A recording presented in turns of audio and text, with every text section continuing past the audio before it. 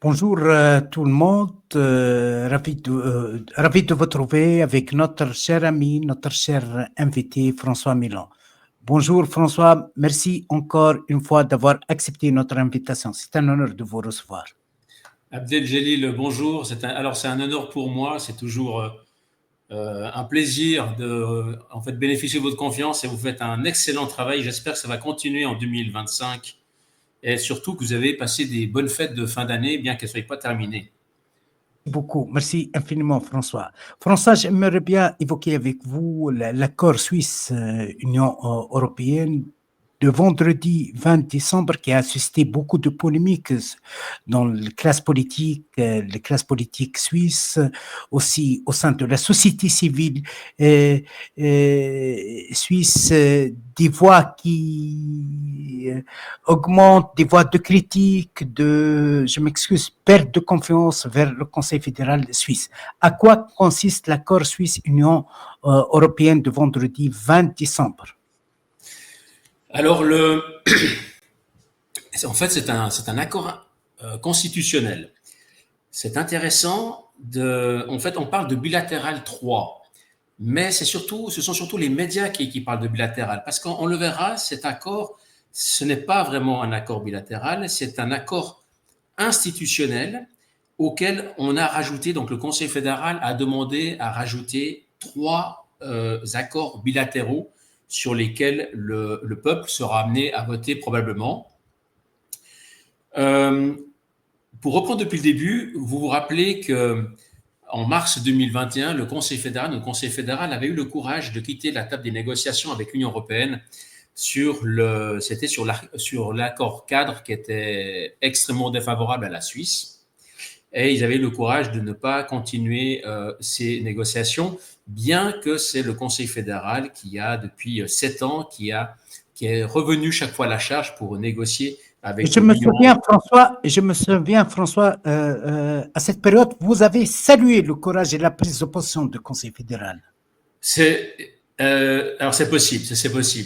Et ils avaient, parce que en fait, le but toujours le but du gouvernement suisse, le but du Conseil fédéral, c'est toujours de stabiliser, de développer la voie bilatérale avec l'Union européenne, puisque le peuple n'est pas d'accord, n'est pas prêt à entrer dans l'Union européenne. Le peuple n'est pas prêt à devenir le 28e membre, à remplacer la Grande-Bretagne qui est sortie après plutôt l'Angleterre qui est sortie après le fameux vote du Brexit du 23 juin 2016. Je me rappelle très bien, c'était un jeudi et c'était le jour de mon anniversaire et c'était la surprise générale.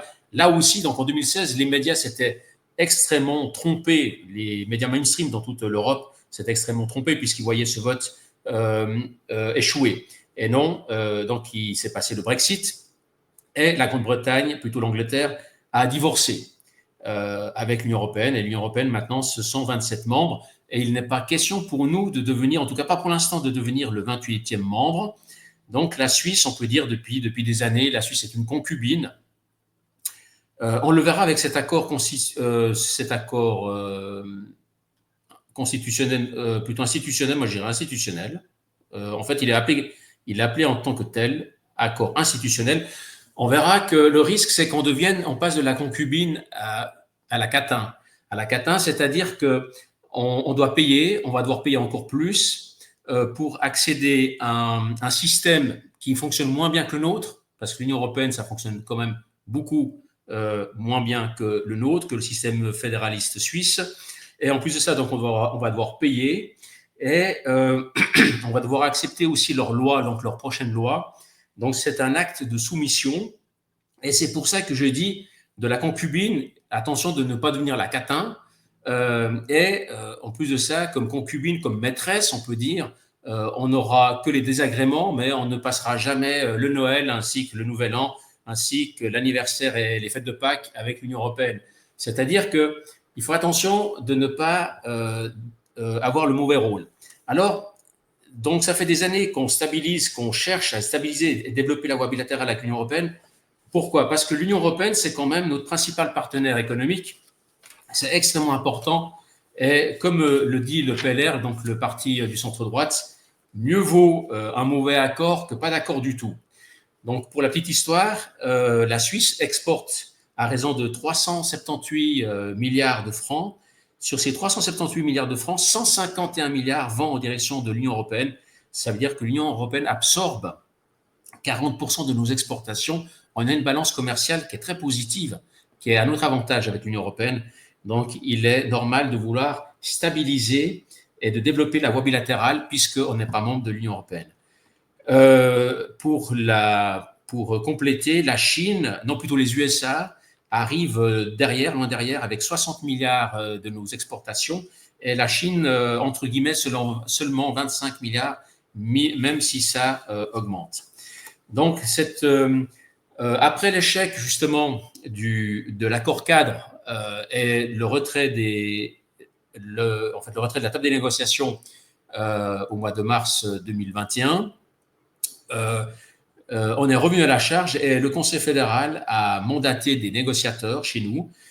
C'était pas plus tard que le 8 mars dernier pour de nouveau essayer de stabiliser, de trouver un terrain d'entente avec l'Union européenne. Et la présidente de la Commission européenne qui a été réélue, Madame Ursula von der Leyen, avait pris ça comme challenge. Elle voulait à tout prix arriver à un accord avec la Suisse avant la fin de cette année, donc avant la fin de 2024. On peut dire qu'elle a réussi puisque cet accord a été signé et on l'a vu, il était immortalisé. J'ai pas la photo là, bien, oui, genre la photo là. Il a été immortalisé avec cette fameuse poignée de main avec Madame Viola Amerd, qui est notre présidente de la Confédération sortante, accessoirement la responsable du département fédéral de la Défense et puis du Sport, donc notre ministre de la Défense.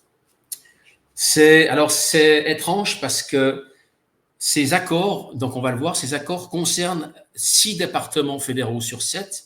Le seul qui n'est pas concerné, c'est justement celui de Viola Amerd, c'est le département de la Défense qui n'est pas sollicité pour travailler sur ces accords.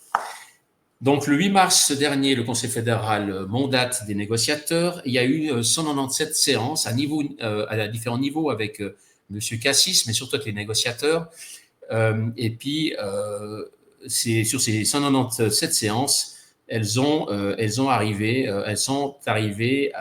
à une fin matérielle des négociations. Donc, le Conseil fédéral a pris connaissance d'une fin matérielle des négociations. Qu'est-ce que ça veut dire? Ça veut dire qu'entre l'Union européenne et la Suisse, on s'est mis d'accord sur les grandes lignes, sur les grandes tendances de cette voie bilatérale, et on l'a protocolé dans un accord institutionnel. Maintenant, cet accord institutionnel se compose de paquets. Il y a une entrée en vigueur déjà au 1er janvier 2025 de certaines mesures, et le reste va devoir être maintenant traduit selon le droit suisse, selon les normes suisses, faire les lois qui vont avec pour la mise en application, surtout les ordonnances. Et ça, c'est le travail de la chancellerie et c'est le travail des 6 départements sur 7 qui sont concernés par ces accords. Ce travail va se faire dès maintenant, en fait, avec l'aide des négociateurs, parce qu'il y a aussi la traduction, il ne faut pas oublier qu'il y a aussi toutes les traductions à faire, va se faire jusqu'à l'été 2025.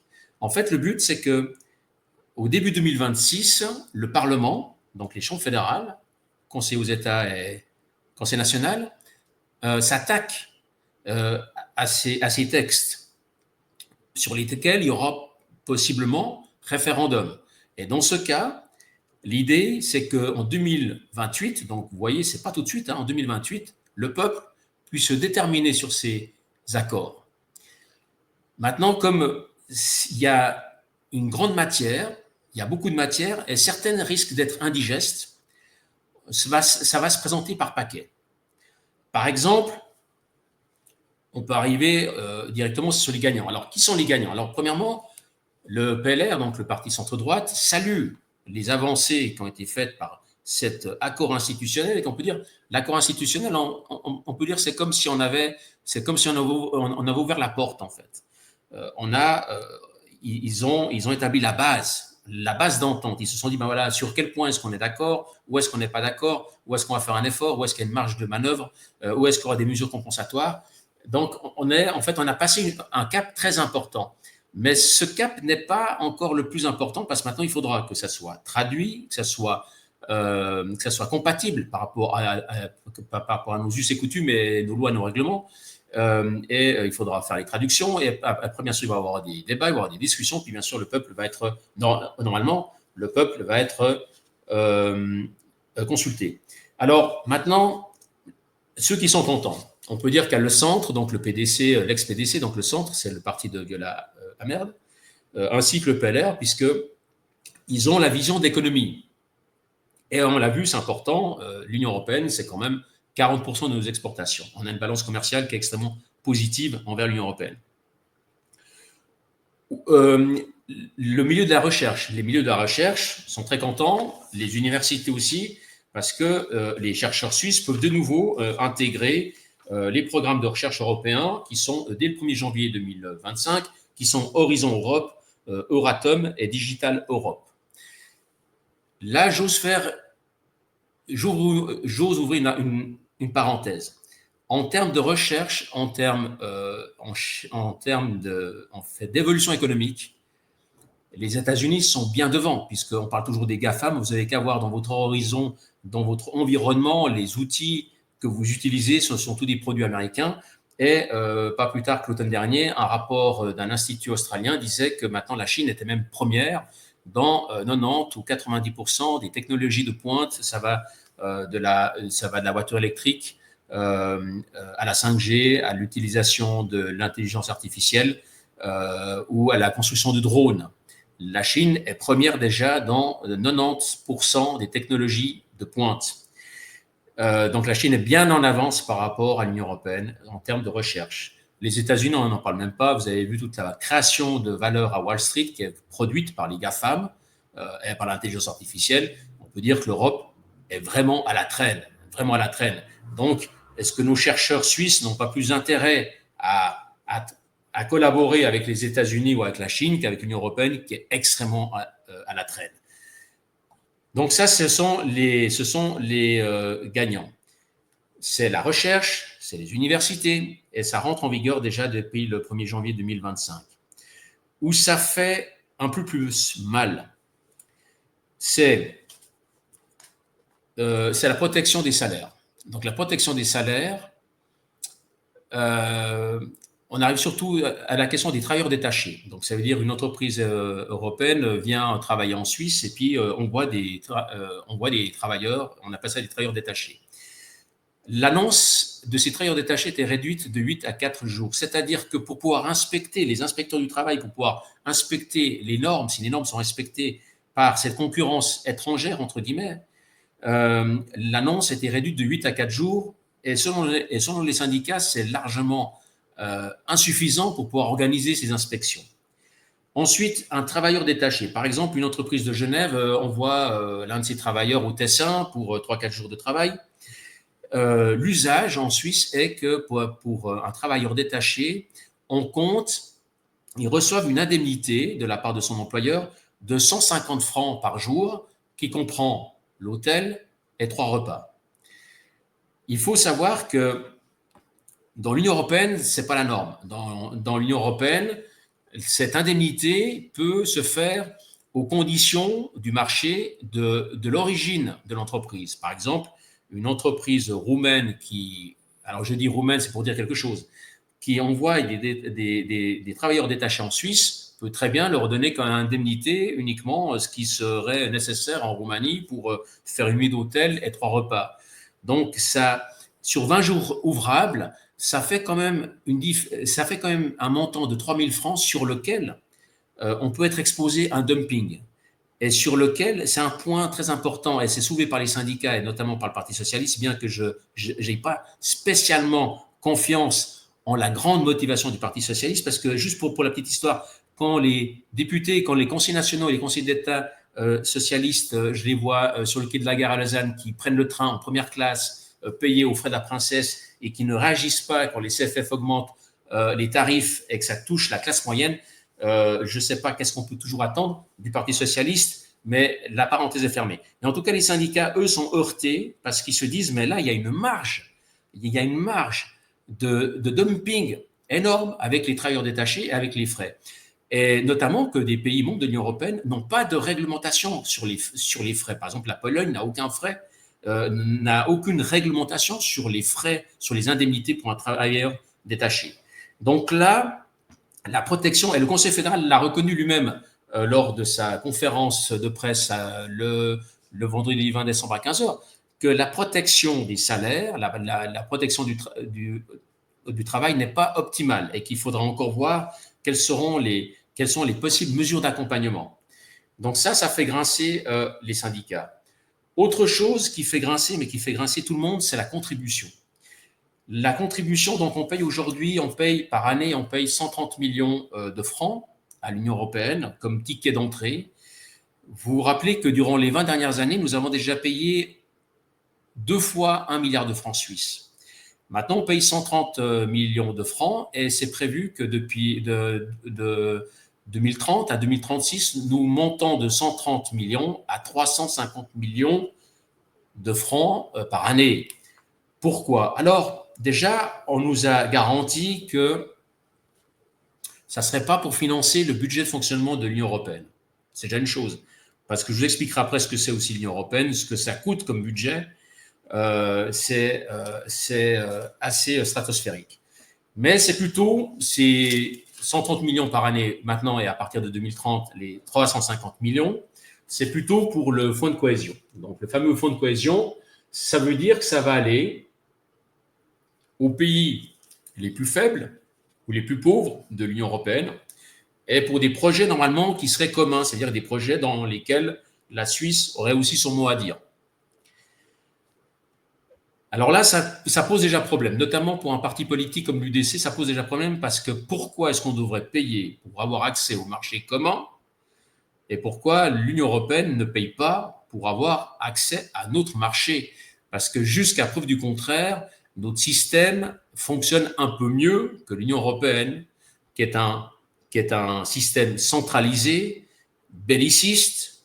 On l'a vu lors de la pandémie, la gestion de la pandémie, où quelques personnes, quelques lobbyistes commandent des vaccins, des pseudo-vaccins pour tout le monde, un système qui entraîne tout le continent à la guerre contre la Fédération de Russie, un système dans lequel les eurodéputés font de la figuration, font de la parade, ils n'édictent pas les lois, ils n'ont pas leur mot à dire. Quand la Commission européenne leur soumet des textes à voter, quoi qu'ils votent, la Commission européenne passe outre. Est-ce que ce système, le système de l'Union européenne, fonctionne mieux? Est-ce qu'il a fait ses preuves par rapport au système suisse? On peut voir aussi la force du franc suisse face à l'euro. Et puis, pour la petite histoire, en 2024, pour la première fois, l'Italie est passée comme première puissance économique de la zone euro, tellement l'Allemagne va mal. Et on ne parle même pas de la France, qui sont sous tutelle aujourd'hui et qui doivent présenter leur budget quand ils en auront un à la Commission européenne. Alors pourquoi nous, qu'on va bien, on devrait payer cette contribution financière à l'euro, plutôt à l'Union européenne, et puis pas l'inverse? Là, c'est quelque chose qui froisse. Autre point qui froisse, c'est sur le plan de l'immigration. Donc, on reçoit en Suisse, on accueille 140 000 personnes par année. Et avec l'Union européenne, l'idée, c'est qu'on applique la même base qu'eux. C'est-à-dire que dans l'Union européenne, quand vous travaillez durant 5 ans au même endroit, vous pouvez être résident de manière indéterminée. Mais ça va pas forcément, c'est pas un obstacle parce qu'on le fait déjà, parce que vous savez très bien qu'on a le système du permis annuel ou permis C, qui est le permis d'établissement. Donc, au bout d'un certain nombre d'années du permis B, vous pouvez passer au permis d'établissement, donc le permis C.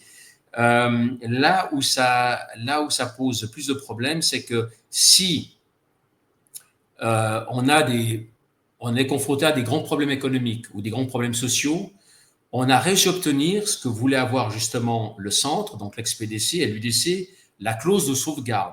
C'est très important. Donc la clause de sauvegarde serait pour protéger l'entrée, en fait, pour contrôler l'immigration à nos frontières s'il y aura un grand problème économique ou de gros problèmes sociaux. Le problème, il est le suivant, c'est qu'on ne sait pas sur quelle base on peut activer la clause de sauvegarde qui sera activée de manière unilatérale, mais comme de concert avec euh, une commission d'appréciation, bien une commission d'analyse européenne, et on pourrait s'exposer à un tribunal arbitraire de l'Union européenne. Et si l'Union européenne considère qu'on a usé, ou plutôt abusé de la clause de sauvegarde, on s'expose à des mesures de, comment est-ce qu'on peut dire ça, pas de la vengeance, mais ce sont des mesures ce sont des mesures de réciprocité, ou ce sont des mesures de punition faites à des amendes. Donc, on nous dit, d'accord, OK, pour la clause de sauvegarde, on sait que la Suisse est un pays qui est très attractif, avec un niveau de salaire qui est bien plus élevé que l'Union européenne. Mais si une fois vous avez un problème grave, vous pouvez activer unilatéralement cette clause de sauvegarde, mais nous, on pourra apprécier à ce moment-là si elle était justifiée ou pas. On pourra traîner la Suisse devant un tribunal arbitral, notre tribunal arbitral, c'est-à-dire le tribunal arbitral de l'Union européenne, et vous sanctionner si on estime que vous avez abusé de cette clause de sauvegarde. Ça pose aussi problème. Et puis un autre point qui pose problème alors, c'est qu'à partir de maintenant, et ça c'est assez fort, et là c'est là qu'on peut parler de soumission, on peut parler de perte, comment est-ce qu'on dit ça, de perte d'indépendance. On est prié de reprendre de manière dynamique, pas systématique et pas automatique, attention, pour ne pas faire peur aux citoyens. Donc, on a utilisé le terme dynamique. Il faudra bien retenir ça, Abdel Jalil, parce que le terme dynamique, c'est un terme qui est très à la mode. Moi, j'avais découvert l'année passée, quand j'avais lu le programme des Verts libéraux, quand ils parlaient de la neutralité. Ils étaient pour une neutralité dynamique dans le concert de l'Union européenne et de l'OTAN, c'est-à-dire autant, plus de neutralité du tout. Alors, c'est très à la mode et ça veut dire tout n'importe quoi. Donc, le terme dynamique, on est encouragé à prendre les nouvelles lois, donc les lois qui vont être qui vont être édictées par la Commission européenne. On devra les adapter aussi, nous en Suisse, toutes et de manière dynamique, ça veut dire systématique, comme contre-prestation ou comme consolation. On nous dit qu'on pourrait éventuellement participer à l'élaboration de ces nouvelles lois. Donc, c'est purement et simplement une perte, comment est-ce qu'on peut dire ça? Donc, une perte d'indépendance de la Suisse. C'est une perte d'indépendance. Maintenant, peut-être encore juste pour rajouter, donc ça, ce sont les grandes lignes de cet accord institutionnel. Après, il faudra discuter en détail tous les paquets, puis voir quelles sont les mesures compensatoires, les mesures d'aménagement. Donc, il ne faut pas fermer la porte parce qu'on a besoin, mieux vaut avoir un accord que pas du tout, mais attention, pas à quel prix, attention, pas à n'importe quel prix, et puis pas au prix de perdre donc notre indépendance. Maintenant, juste pour la petite histoire, l'Union européenne. Alors, l'Union européenne, ce sont 27 membres. Oui, j'aimerais savoir, parce qu'on évoque souvent, vos contracteurs évoquent le partenariat sacré avec l'Union européenne. C'est le plus gros partenaire de la Suisse. Que représente l'Union européenne pour la Suisse? Alors, je l'ai dit tout à l'heure, donc c'est quand même 40% de nos exportations. C'est très important. Bon, premièrement, ce sont déjà nos frontières, ce sont tous nos voisins. Et puis, sur les 378 milliards de francs suisses que la Suisse exporte, 40%, c'est-à-dire 151 milliards, ça va à l'Union européenne. Donc, c'est important. Donc, je l'ai dit tout à l'heure, à comparaison, donc les États-Unis, c'est 60 milliards digère 60 milliards de nos exportations et la Chine 25 milliards seulement. Bon, c'est une part qui tend à augmenter, notamment aussi celle des États-Unis. Et là, on ne parle pas de l'Inde, mais l'Inde aussi. Donc, la Suisse a démontré jusqu'à maintenant qu'elle était capable d'établir des accords bilatéraux avec d'autres puissances émergentes d'autres pays. C'est très, très dommage que ce soit coupé de la Fédération de Russie. Ma foi, ça, c'est lié à nos diplomates actuels, ou plutôt à nos conseillers fédéraux actuels, parce que c'est aussi un partenaire important, donc la Fédération de Russie, un partenaire économique important. Maintenant, juste pour revenir sur l'Union européenne, puisqu'on parlait des salaires, alors il faudra juste rajouter, expliquer ce que c'est l'Union européenne. C'est 720 députés, donc eurodéputés. Ces eurodéputés qui n'ont aucune prérogative, qui ne peuvent pas dicter les lois, qui peuvent rien édicter du tout, qui font, je m'excuse, hein, moi je suis allé 3 fois, j'ai été reçu au Parlement à Bruxelles et une fois à Strasbourg, c'est la figuration, hein, c'est la figuration. Ils n'ont aucune prérogative, ils ne peuvent. Alors ils s'expriment, bien sûr, ils s'expriment, ils se mettent en scène, ils font du théâtre, ils disent qu'ils sont pas contents, ils critiquent, mais ils n'ont aucune prérogative. Ils ne peuvent pas édicter ni loi, ni règlement, ni ordonnance, c'est la Commission européenne qui le fait. Alors pour ça, Abdeljelil, ces eurodéputés reçoivent comme rémunération par mois 9 975 euros ou 9 975 euros avant impôt. Après impôt, toute déduction, c'est-à-dire qu'après, ils n'ont plus aucun frais, même pas de transport, ils touchent encore net 7 776 euros. Vous imaginez un salaire mensuel de 7 776 euros dans l'Union européenne qu'on connaît, cette Union européenne qui est en récession, qui est en crise, en plus d'être en crise morale, d'être sous le joug du wokisme, vous imaginez qu'est-ce que ça représente comme rémunération pour la classe moyenne européenne. Est-ce que ces eurodéputés sont vraiment au fait avec la réalité des gens qui sont censés représenter? Et c'est pas tout, Abdeljelil. Ils reçoivent en plus une enveloppe mensuelle aussi de 28 696 euros, je répète, 28 696 euros pour leur éventuel assistant détaché ou secrétaire parlementaire. Mais ils peuvent l'administrer, cette enveloppe, ils peuvent l'administrer comme ils veulent. Et ensuite, c'est pas terminé, Abdeljelil, ils reçoivent encore, ils ont encore l'équivalent, ils peuvent inviter encore plus de 140 personnes, l'équivalent de 140 invités, amis, copines, copains, tout ce que vous voulez, ou des gens de leur village, ou des gens de leur parti politique, à Bruxelles, tout frais payé, hôtel 5 étoiles, grand restaurant, avion, et tout ça payé par, donc, aux frais de la princesse. Et pourquoi? Alors, ils ont 12 sessions plénières de 4 jours par année à Strasbourg et ils ont 6 mini-sessions de 2 jours à Bruxelles. Alors, c'est clair, c'est un engagement qui est quand même régulier puisqu'il y a quand même 12 sessions de 4 jours et 6 mini-sessions de 2 jours. Et ils font un pataquès, moi je l'ai vu d'ailleurs ce pataquès, ils déménagent tous leurs bureaux et toutes leurs archives et tous leurs dossiers autant de fois entre Bruxelles et Strasbourg et Bruxelles. Est-ce que ce système, est-ce qu'il est meilleur que le nôtre? C'est la question qu'on devrait se poser. Et est-ce que c'est nous qu'on s'en sort encore, il me semble bien, vous vous rappelez qu'on a pu gérer cette crise de la pandémie, on a pu la gérer avec un confinement volontaire, et on l'a plus ou moins bien géré la crise. Est-ce que c'est à nous encore de devoir payer et c'est encore à nous de devoir prendre leurs lois, donc ça veut dire d'adopter dès maintenant sur le territoire suisse les futures lois dictées par la Commission européenne qui sont donc on le sait, qui sont les sous-fifs ou comment est-ce que qui sont les suppôts des euro-atlantistes et de Washington. Donc ce sont des questions de fond.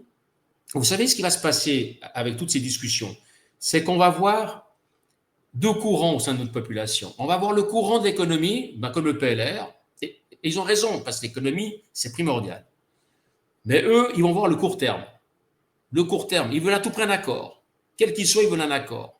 Et c'est pas eux qui seront, et c'est pas nos députés du PLR qui seront un jour travailleurs détachés. Hein. C'est en tout cas pas eux qui vont être soumis à la concurrence des Roumains ou des Polonais. Ça, c'est clair.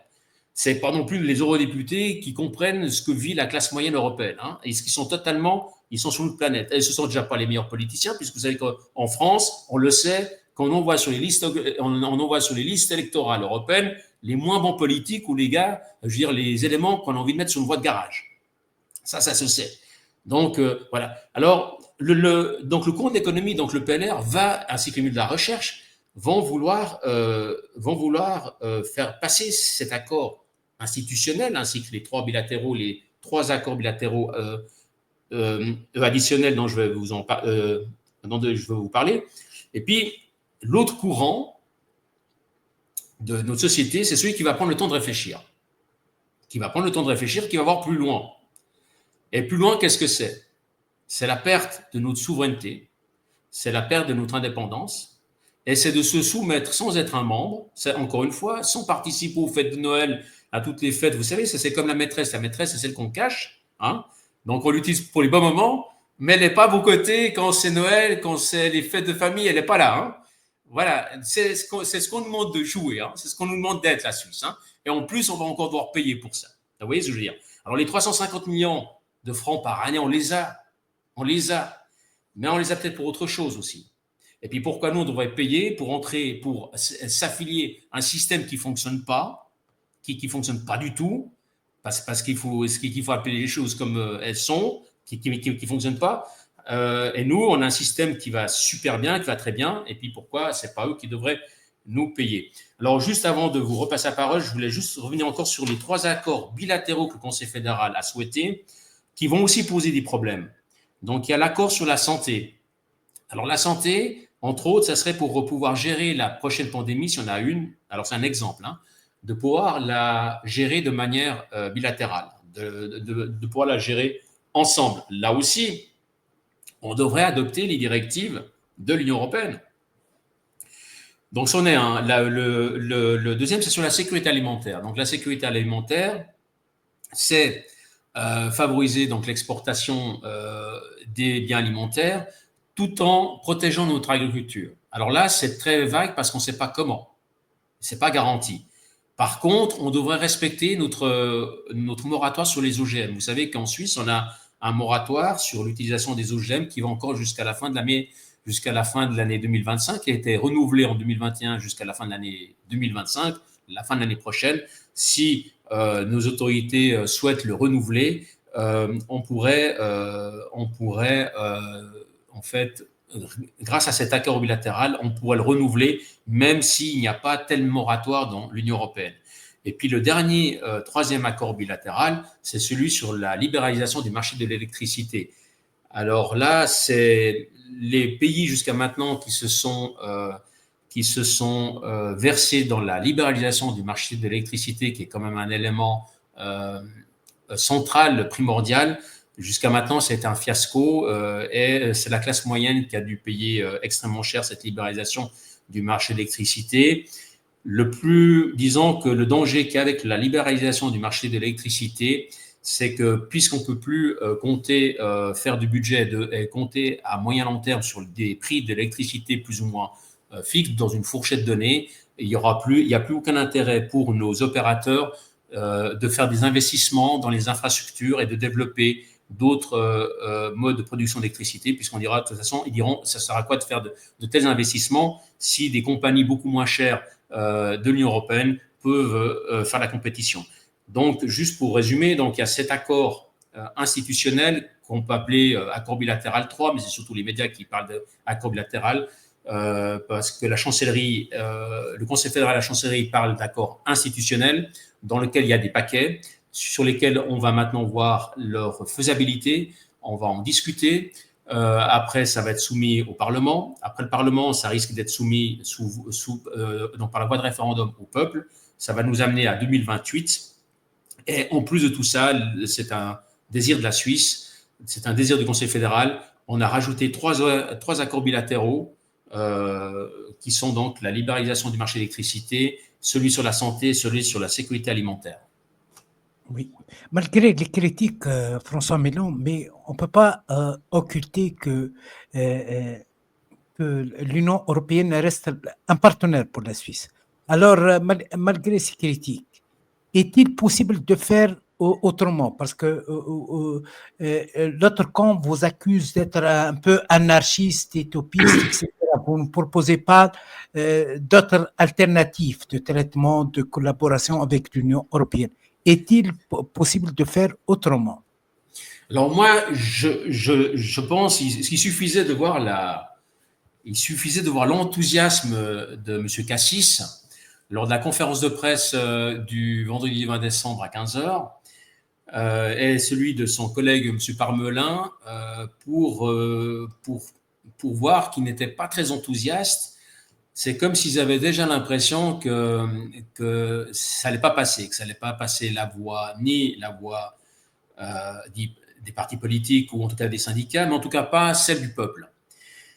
Et moi, j'ai eu alors bien sûr, c'est une impression qui est personnelle, mais j'ai eu l'impression qu'ils jouaient la montre en fait. C'est comme si ils avaient été mis sous pression de Madame Ursula von der Leyen qui qui voulaient absolument un accord avant la fin de cette année et qui a mis la pression d'ailleurs, puisque l'Europe a mis la pression. Il y a eu quand même 197 rencontres. Hein. Ça fait beaucoup depuis le 8 mars.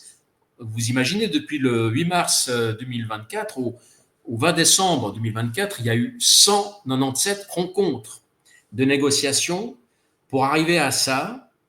Je dis bien ça. Je pense que le Conseil fédéral souffle pendant ces fêtes de fin d'année. Ils se disent, bon, ben voilà, on a gagné du temps. Moi, je pense que j'ai pas senti une réelle conviction de la part du Conseil fédéral, en tout cas les conseils fédéraux qui étaient présents à l'Assemblée, plutôt à la conférence de presse. Donc ça serait donc une voie, en fait. Ils essaient de gagner du temps tout en préservant la voie bilatérale, c'est-à-dire le dialogue, donc l'accord de se parler, de décrocher son téléphone, de se voir, de faire la politique des petits pas, de dire, bon ben voilà, alors commençons déjà par ce qui nous rapproche, et puis après, ce qui nous éloigne, ben, on va voir qu'est-ce qu'on peut faire l'un et l'autre comme concession pour pouvoir se rapprocher.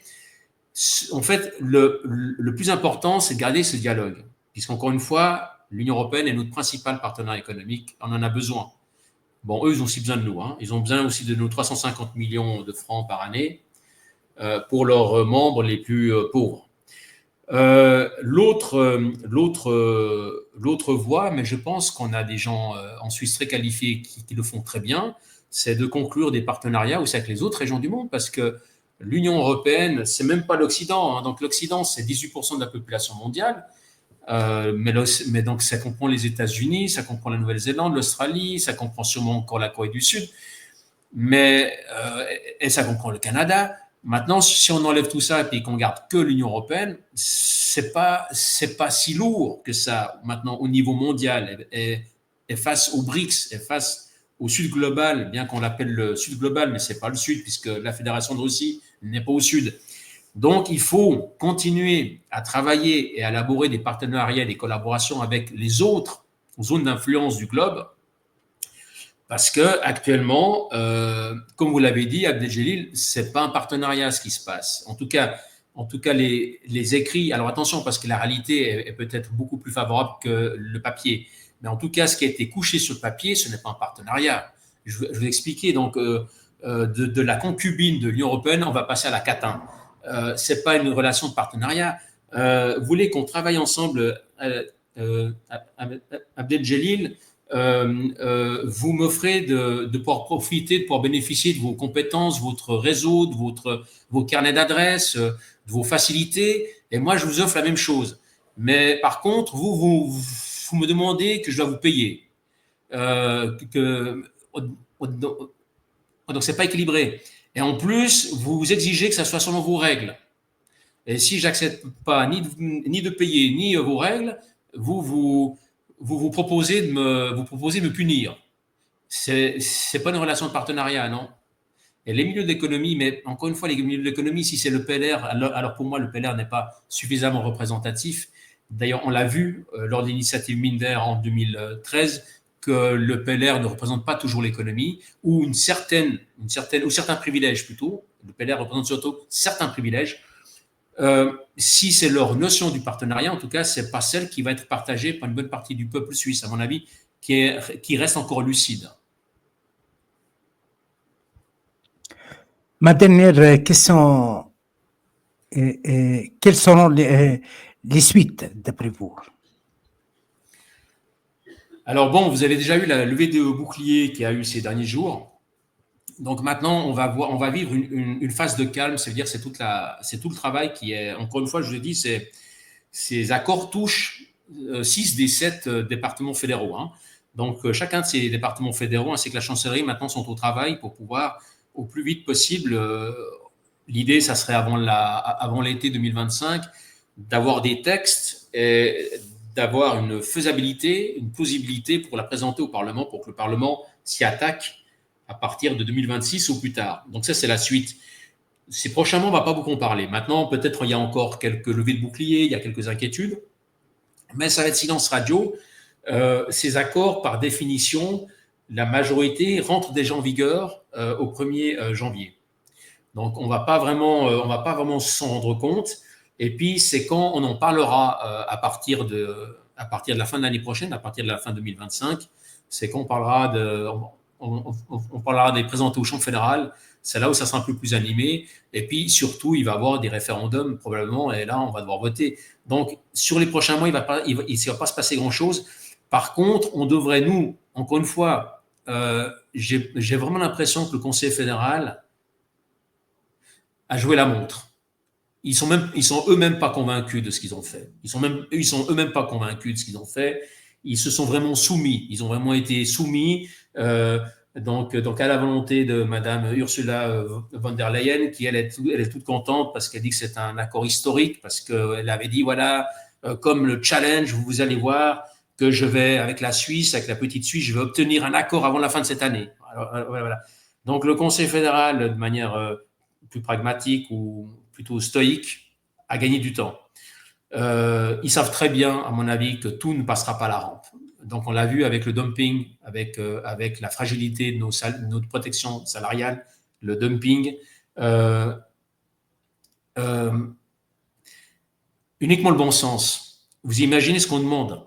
On nous demande de reprendre de manière dynamique, c'est-à-dire systématique, automatique, en Suisse, toutes les lois, les prochaines lois qui ont été décidées par la Commission européenne, qui est l'ambassadeur des lobbyistes euro-atlantistes et du wokisme. Vous imaginez, Abdeljalil, qu'en Suisse, on va accepter de faire ça? Déjà rien que ça. Mais déjà rien que ça, je ne comprends pas que nos négociateurs aient pu accepter ça.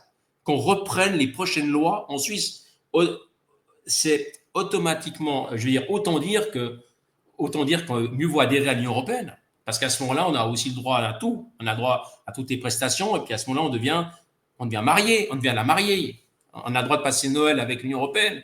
Vous voyez ce que je veux dire? Mais rien que ça, c'est impossible. C'est impossible. Je veux dire, je ne vois pas le peuple qui est encore intelligent en Suisse. Je ne vois pas le peuple qui va accepter que maintenant, c'est Bruxelles, la Commission européenne, qui va décider nos prochaines lois. Vous voyez? Donc moi, encore une fois, je pense qu'on a gagné du temps. Le but, c'est de ne jamais couper le téléphone ou le contact avec ce partenaire économique, même qui va très mal aujourd'hui et qui ira encore de plus en plus mal à mon avis, mais c'était ça le but. Donc c'est vraiment gagner du temps et je pense qu'ils ont fait ça, ils ont gagné du temps. Ils ont fait plaisir à Madame Ursula, qui est rentrée à Bruxelles toute contente et toute fière. Elle est contente, elle a réussi à avoir ce qu'elle voulait avec la Suisse avant la fin de cette année. Mais je vous ai dit, la population, si elle est amenée à voter, elle va être amenée à voter, ce n'est pas possible autrement. Elle va être amenée à voter, ça ne sera pas avant 2028. Donc, mais en attendant, on paye. Par contre, en attendant ça, alors là, ils attendent le chèque. Là, on paye.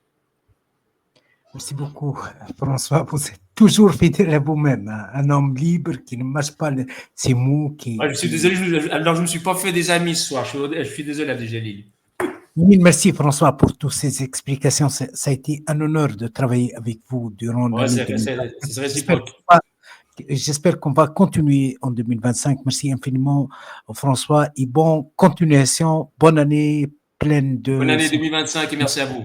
Merci. Au revoir, François. Au revoir, merci.